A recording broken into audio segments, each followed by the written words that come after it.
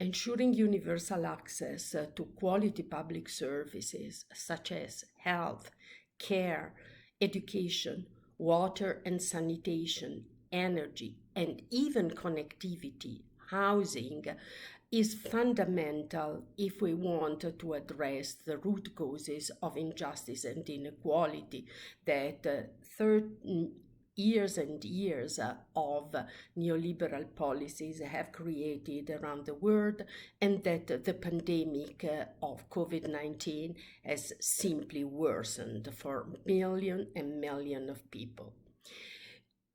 How to address these causes? We think that ensuring universal access to quality public services means, first and foremost, to adequate staffing and adequate resources to fund those quality public services. We saw during the pandemic how important it was to have public services well funded, well staffed to respond adequately to the need of the population, being able to contain better than where contain the virus and the epidemic better than where they have been privatized in the past years.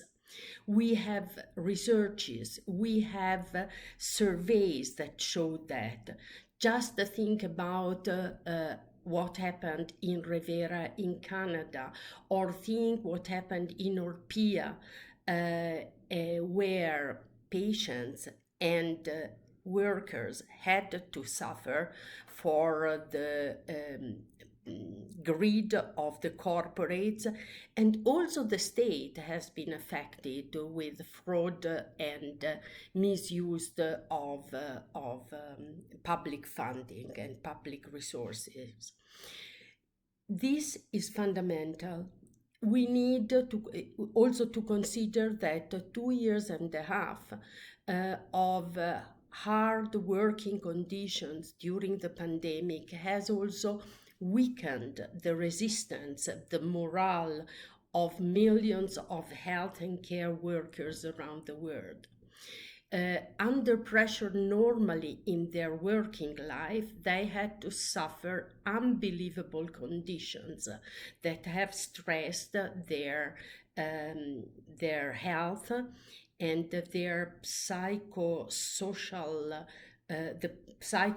risk that they have been facing is now creating an even more worrying situation where thousands and thousands of health professionals are willing to leave, to change their profession and leave the health and care services because of the unbearable working conditions. And this is something that has to be addressed soon, immediately. We need to address the issue of adequate funding, and this means cutting and ending the neoliberal policies that have been imposed over decades on public services and public budgets. On the contrary, we need resources to adequately fund public services, particularly in the health and in the care sector. This is essential, as it is essential to ensure that everyone can have access to the medications, to the provision of care and services their health need. But this is not just a matter for the health and care sector. This is a matter for the global trade system, as we perfectly saw how important it is to have access to all medication, while the global north is about to have the 4th doses of vaccine. In the global south, millions of people continue to be denied the access to the first doses.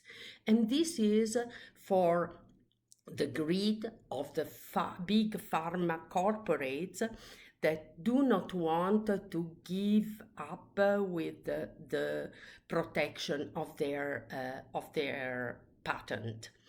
Uh, Intellectual property has to be addressed as a key issue for the future. We have been fighting during these 2 years to allow a waiver to the intellectual property on medicines and vaccines against COVID-19 in the WTO with governments, advocating with governments around the world. And we unfortunately saw that this is not happening because of the greed of the corporates, of the pharmaceutical sector, but also because of the strong protection that they enjoy in many governments, particularly in Europe and within the European Commission. Our work to address this issue is not just a thing that we need to do right now because of the pandemic. We know that other viruses, other epidemics will happen in future if we are not able to reform globally the economic, productive, industrial, social system we live in. This will become important also thinking to what will happen if we do not address the climate crisis, where thousands or millions of people will be forced to displace because of unbearable weather conditions and health conditions in their countries. But we will need to address the issue of intellectual property also now that many governments are approaching the digital transformation of their economy, and where the protection of data and the protection of the authority of the states is becoming more the security of people, citizens, and data, and the nation, security of nations is becoming a key aspect of this digital revolution. We will continue in that sense, but we will continue also to look how the system can be changed to address the fundamental root causes of injustice and inequality. We need to consider that care is a fundamental aspect of all human lives, that from the cradle to the tomb, we need care services. At a certain point of our life, we all need them. And we need to consider that these services cannot be something separated from the health conditions of an individual. They need to be completely integrated in the policies for health and care everywhere, and ensure universal access to care services as well. This will help us to contribute not only to the well-being of each individual, but also to reform, to see in another way the contribution of women to our societies and to our economies. Not only because care as well as health and education are very feminized services. The labor market in that area is very much for the majority composed of women workers, but also because we need to create the conditions for women to be free to choose the job that they want, sharing the care responsibilities in the society, in the family, with men and with the public is fundamental to create the basis for ending women discrimination and contributing in that sense to a more inclusive and sustainable economy and a more sustainable society. And finally, I think that we also need to look at how we can reform in a more sustainable way our economies. First of all, we saw during the pandemic that global supply chains are unable to provide all the goods that people need and governments need in case of an emergency. This means that the supply chains need to be shortened, and government have to use their authority to produce, to change their industrial policies in order to produce what they need, what people need in the place where they need. At least for all the emergency goods, all the fundamental necessary goods that are essential when an emergency happens. Second, we believe that we need to stop the infiltration of corporate power in all the level of our institution, democratic institution. We saw that at a national level, where corporates are and lobbyists are able to influence the political process, the democratic process, supporting candidates, electing members in the parliament, and even electing presidents, where they have power to influence those decisions, to corrupt the political system. And this is undermining the basis of our democracy.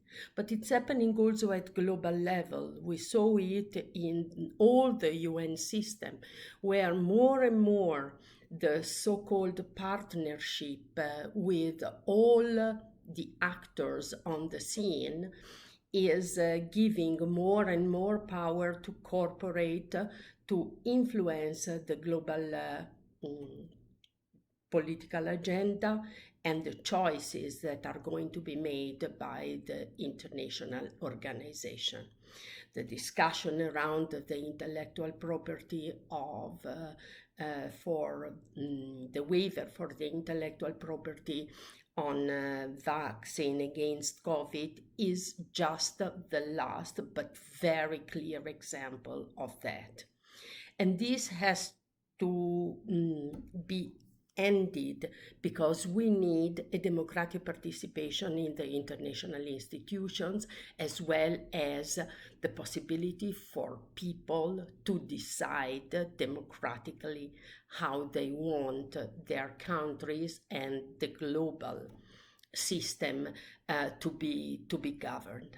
And finally, we need to solve in a definitive way the injustice of a tax system that is putting the burden of sustaining the global community on the shoulders of workers, and have corporates to finally pay their fair share. The decision that has been made so far are a first step, but not at all sufficient and not at all able to solve the problem of resources for the developing world. We need to introduce a global minimum tax for corporates that is at least 25%. We need to introduce a wealth tax that will make the very rich to pay and contribute proportionately to the well-being of their community, the community where they make their very rich profits. and we need to re-establish a progressive taxation system for everyone.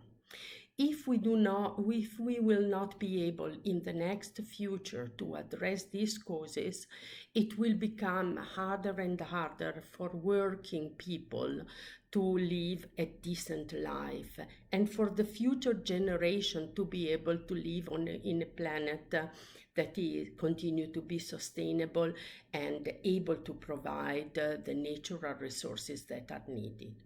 Finally, let me say that once again, as it always happened during conflict, we saw that less and less the protection for health and emergency workers that is ensured by the Geneva Convention is not respected. We saw it in Syria, we saw it in Kurdistan, in Iran, and now we are witnessing what is happening in Ukraine, where hospitals continue to be target of bombing and shelling. This is not acceptable and this is not sustainable, but to ensure that in future this will never happen, we need to fight and to commit for a real disarmament campaign where resources are used to rebuild destroyed countries, to rebuild the social and political and economical conditions for a better life for all.